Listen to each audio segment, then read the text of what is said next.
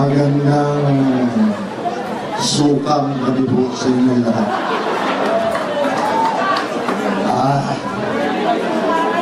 Ang hirap ng huli na magsasalita.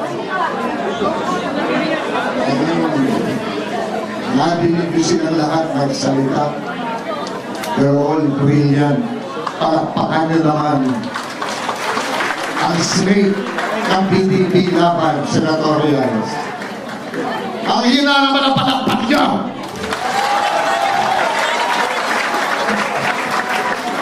Ayan, para matanggal yung kaba ko. Isipin nyo, mga nagsalita. Attorney J.B. Hinlo ng Visayas, brilliant. Ilonggo. Tumayo ka naman. Magpakita ka sa kanila. Brilliant, matatag, matapang, ipaglalaban ng mga Pilipino, walang korupsyon sa katawan. Attorney J.B. Hinlo.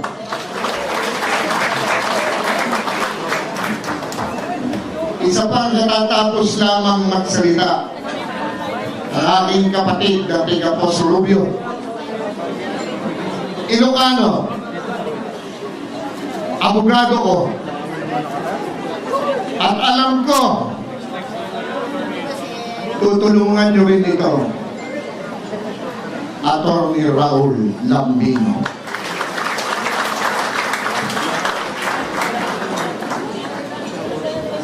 Ang isa pang abogado, ang pinakabata sa aming grupo,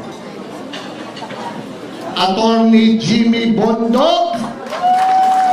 Nasaan ka?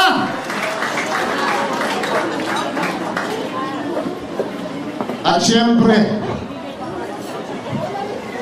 ang maiso, ang makikipaglaban ng gusto, Attorney Dick Rodriguez.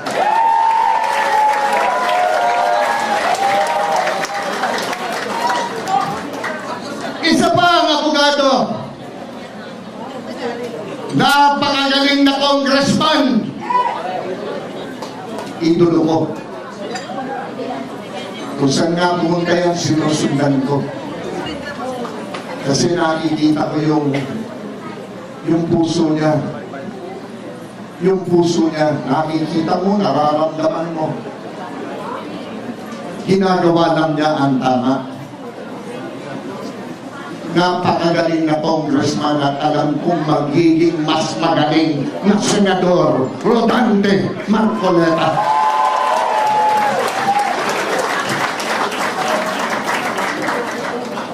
Tapos, meron po kaming pastor.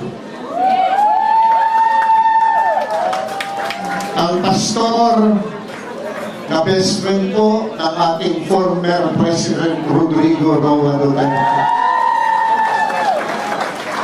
Napanood nyo, narinig nyo ang kanyang advokasya. Alam nyo, nararamdaman nyo kung ano lahat ng mga sinasabi niya. Tandaan nyo po, tulungan natin si Pastor Apollo.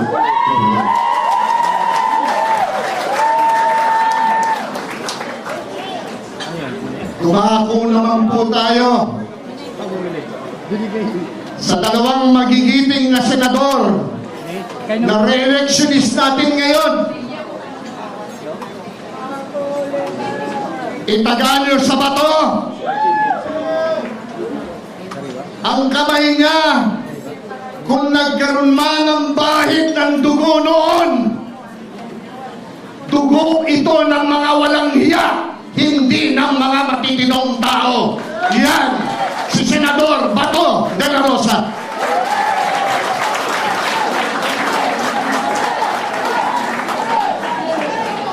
I love you, pare! I love you, pare! Alam ko yan, pare! Kilala kita! Yang kamay mo, never mo nilagyan ng bahid ng dugo ng matino.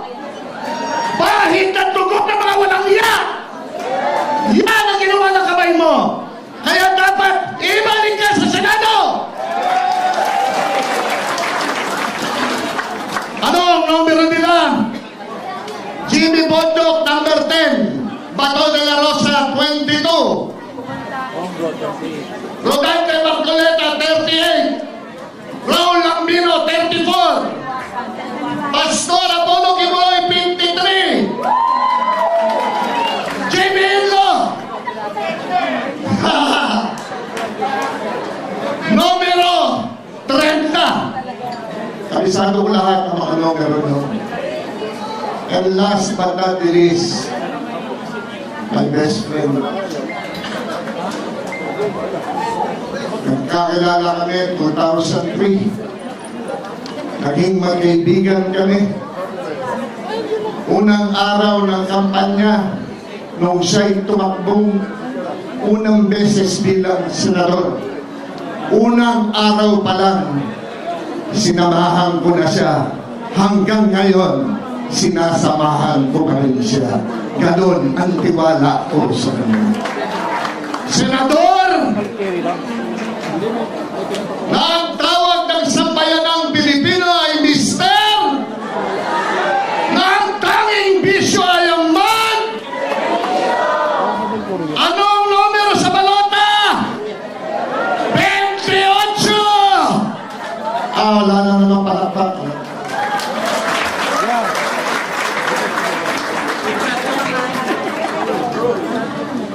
Sino pa ba?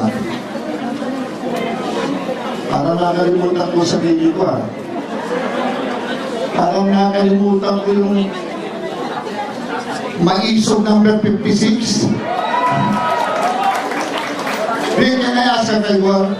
Will you please stand?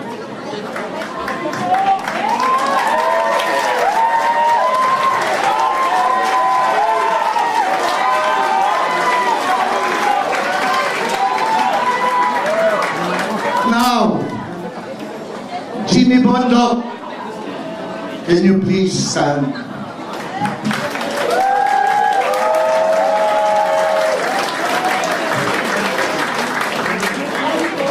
Ilonggo, tayo ka, pakita ka sa kanila. Jimmy Bondok.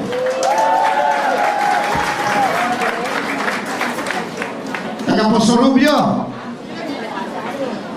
Tayo ka, please. Raul Lambino. Ang aking idolo, ang aking kaibigan, ang aking sinusundan. Congressman, soon to be Senator Rodante Marcoleta.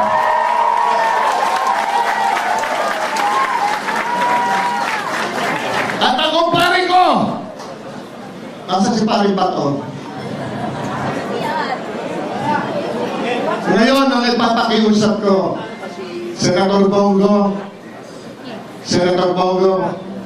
palihog lang, pwede magtayo ka lang. Kaway ka na sa tao. Ayan po ang slate namin. Kanina pa ako nakikinig. Ang pinag-uusapan tungkol sa suka. Kasamanta ng fact po, kagabi, nag-uusap kami mag-asawa, bakit ganon? Bakit ganon sila kabastos? Sabi ko, kaya nga sinamahan kong slate, yung walang bastos, yung mga tao magseservisyo ng totoo sa mga Pilipino. Ang Pilipino ang slate. Mahirap po itong pinasok ko. Alam niyo po, nagawa ko na po lahat sa buhay ko Bilang artista, nagawa ko na po lahat sa gaganda pang bagay. Nanalo ko 27 beses kay Saturn. Naging box office king ako. Naging superstar ako. Akala ko po, ayos na lahat. Yung pala may kulang pa. Naisara ko nga po yung libro ko Aklat ng buhay ko bilang artista. Nung nakita ko po may kakulangan, dahil nakita ko po ang ginagawa ng aking kaibigan, si Senator Bongo. Buong Pilipinas po, inikot na namin. Mag-aaning na taon na ho kami umiikot.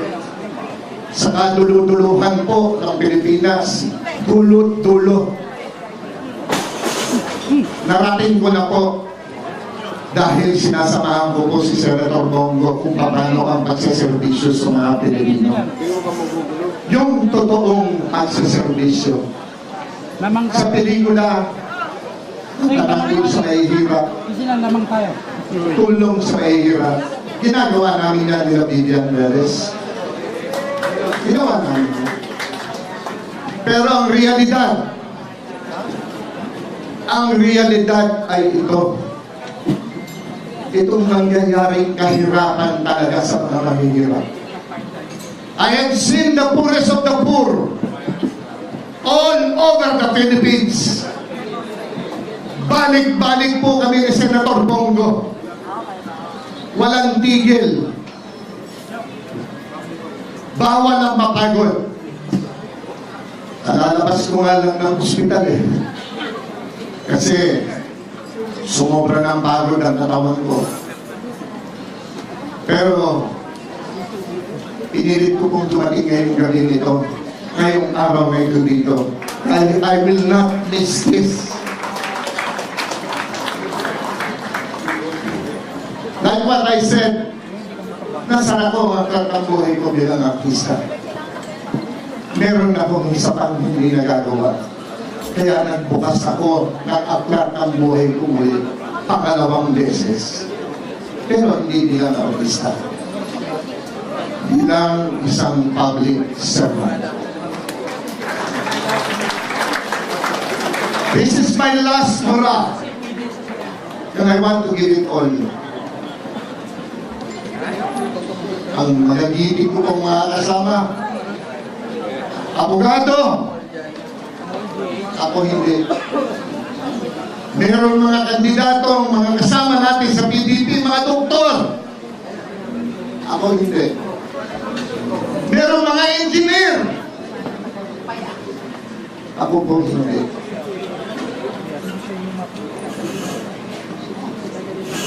Ako po isang artista. Pero ako yung artistang magiging epektibong maglingkod at magserbisyo sa sambayanang Pilipino. Ano ang kanilang mga ginagawa ngayon? Tinitira sa PRRD. Tinitira si Vice Inday Sara. Tinitira si Mayor Baste. Tinitira si Congressman Pulong. Bakit? Ano ang apelido nila? Duterte. Takot silang lahat. Urong ang kanilang mga buntot. Buntot. Takot silang lahat. Anong ginagawa nila? Totoo yung sinabi lahat ng ating mga abogado. Ipai-impeach nila si Inday. Nagnanakaw daw si Inday. Ay, ito naman at sa akin. Walang Duterte yung nagnanakaw.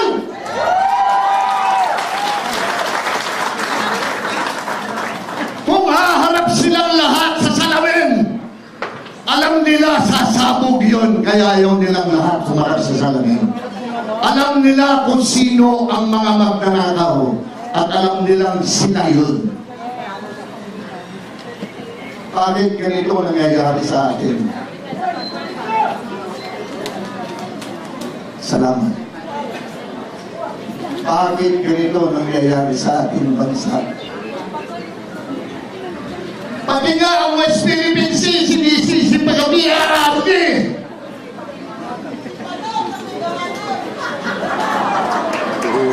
Sino ba ang Pangulo ng ating bansa ngayon? Sino ba ang dapat mag-aluga sa mga Pilipino? Sino ba ang dapat lumaban para daw sa mga Pilipinong mangingisda?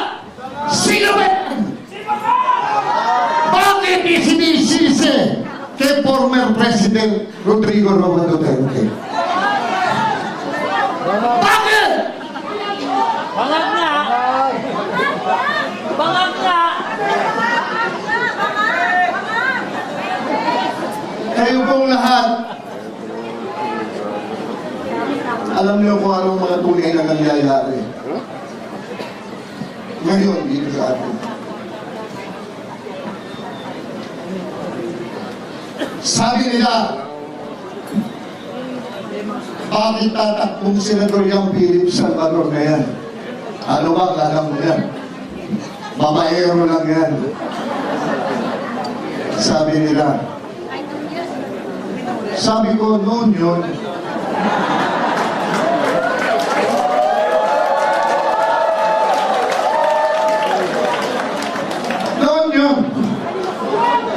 nung kabataan ko, inaamin ko. Pinagdaanan ng buhay ko yan eh. Kasi nung kabataan ko, naging marupok ako. Pero ngayon, good boy na to eh!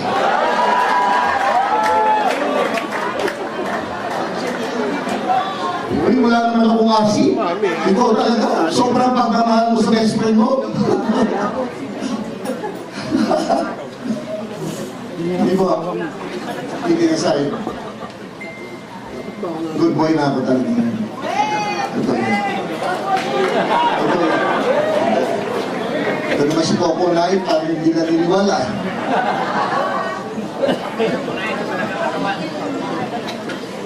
Advocacy yan.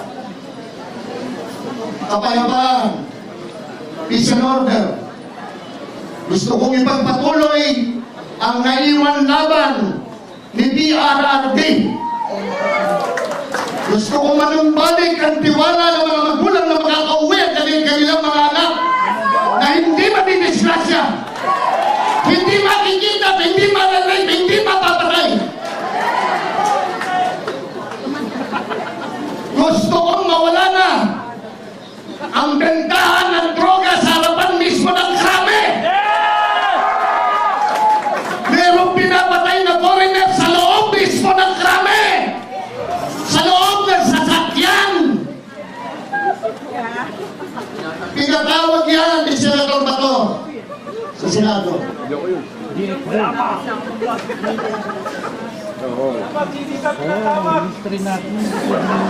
Tama ka nun. Advokasya, trabaho para sa mga Pilipino. Tama mga sinabi nyo, JB, hindi ayuda. Ano makakabista ng mga anak natin na mga magulang umaasa naman sa ayuda? Paano ba magsisipat mag-aral yung mga yan?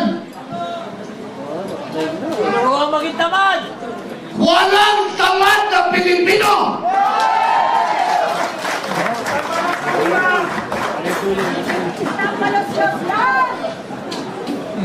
Ginagawa nila tayong tamad. Wala pong tamad na Pilipino.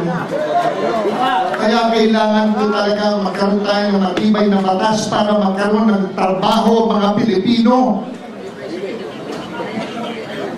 Sabi, gagawin daw 20 pesos ang kilo ng bigas.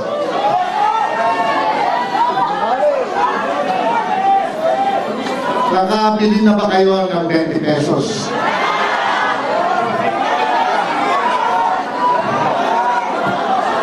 Sabi ni Sir, isang cup na kanin, 20 pesos.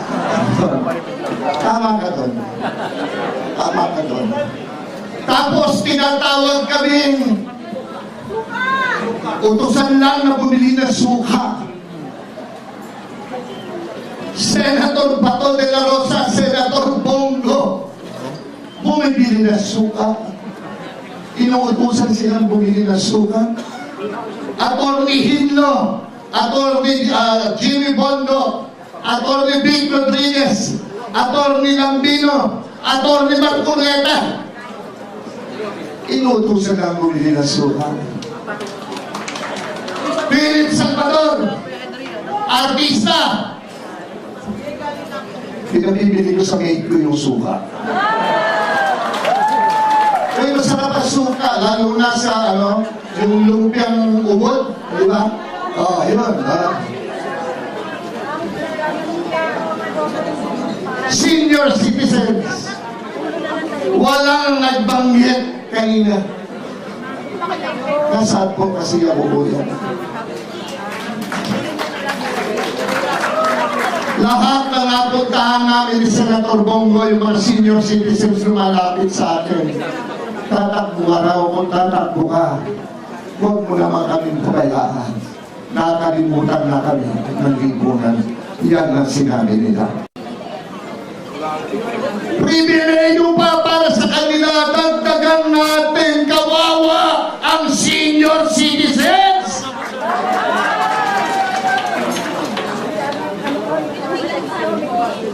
My heart goes to them. Alam niyo, pagka lumapit na sa inyo, gagawin nila, tapos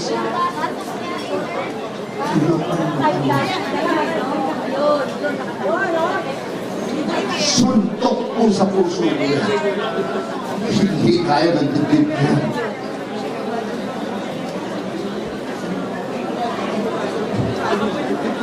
Ngayon po,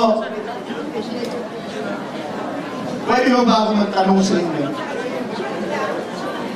Anong? Sana ay galing na sa puso ng Diyos.